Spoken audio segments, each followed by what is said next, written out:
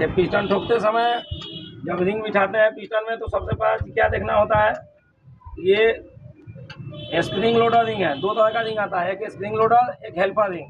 तो ये सब स्प्रिंग लोडर है, हेल्पर रिंग से ज़्यादा इसका लाइफ है। तो क्या ये जल्दी ऑयल उठाता नहीं है।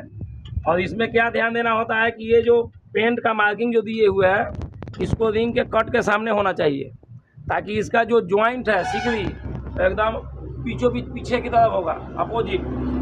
और दूसरा, ये रिंग बिठाते समय जो लिखा हुआ ये आता है, ये टॉप मतलब ऊपर आना चाहिए। अगर टॉप लिखा है तो भी ऊपर, अगर नहीं लिखा है कंपनी का नाम अगर लिख दिया है तो भी ऊपर। यही रिंग का पहचान है कि अगर यदि कहीं लिखा हुआ नहीं है, कोई पॉइंट नहीं है, तो किस प्रकार रिंग डालें पिस्टन में कि रिंग में कट होता है, जो प्लेन वाला भाग होगा ऊपर होगा और कट वाला जो भाग होगा वो नीचे होगा।